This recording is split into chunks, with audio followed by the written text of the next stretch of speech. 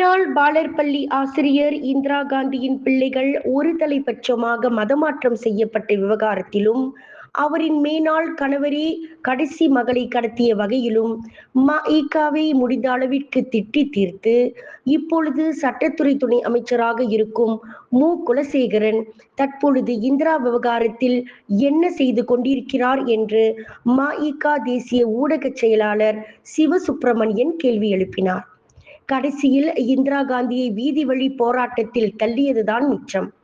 எதிர்க்கட்சி வரிசையில் இருந்த பொழுது இந்திரா காந்தியின் பாதுகாவலர் வழிகாட்டி எல்லாமே நான் தான் என்பதை போல தொடை தட்டிய குலசேகரன் மனித வளத்துறை அமைச்சராக இருந்த காலத்தில் எதுவும் செய்யவில்லை, பேசவும் இல்லை. இப்பொழுது சட்டத்துறை துணை அமைச்சராக இருக்கின்ற நிலையில் கூட மகளை இழந்து 17 ஆண்டுகளாக பரிதவிக்கின்ற அந்த தாய்க்கு எதுவும் செய்யாமல் பதவி சுகம் ஒன்று போதும் என்று அமைதி காத்து வருகிறார்.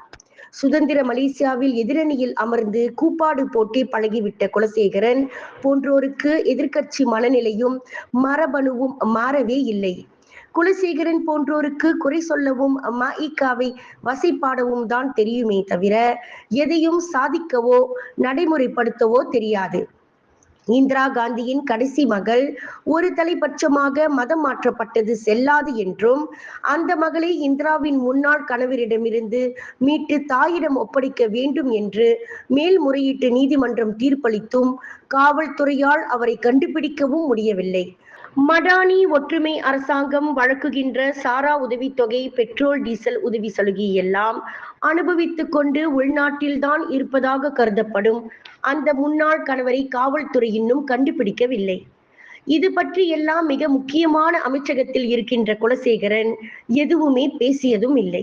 அவருக்கு மிகவும் நெருக்கமான உள்துறை அமைச்சரிடம் கோரிக்கை வைத்து காவல்துறை மூலம் இந்திரா காந்தியின் மேனாள் கணவரை கண்டுபிடிக்கவும் மகளை மீட்டு வரவும் கோரிக்கை வைத்ததாகவும் தெரியவில்லை. மொத்தத்தில் எதிரணியில் இருந்த பொழுது மஇக மீது பழி சொல்ல தெரிந்த குலசேகரனுக்கு ஆளும் தரப்பில் அமைச்சரவையில் அதுவும் பொறுப்பான சட்டத்துறையில் இருந்து கொண்டும் இந்திரா காந்திக்கு எதுவுமே செய்யாமல் கைவிட்டதால் இப்பொழுது அந்த தனித்தாய் வீதி வழி போராட்டத்தில் இறங்க வேண்டிய நெருக்கடிக்கு தள்ளப்பட்டுள்ளார். இந்திய சமுதாயம் இப்பொழுதாவது புரிந்து கொள்ள வேண்டும், இந்த வாய்ச்சொல் வீரர்களுக்கு வஞ்சனை புரிய மட்டுமே தெரியும் என்பதை. காலமும் மாறும், கட்சியும் மாறும், இந்திரா காந்திக்கு விடிவும் பிறக்கும் என்று மஇக செயலவை உறுப்பினருமான சிவசுப்பிரமணியன் வெளியிட்டுள்ள அறிக்கையில் தெரிவித்துள்ளார். விண்வெளியில் மேலும் செய்திகளை தெரிந்து கொள்ள கீழே இருக்கும் பெல் பட்டனை அழுத்துங்கள். உங்கள் ஆதரவை வெளிப்படுத்த லைக் மற்றும் ஷேர் செய்யுங்கள். தொடர்ந்து விண்வெளியுடன் உங்கள் பயணத்தை தொடர்ந்திருக்க சப்ஸ்கிரைப் செய்யுங்கள்.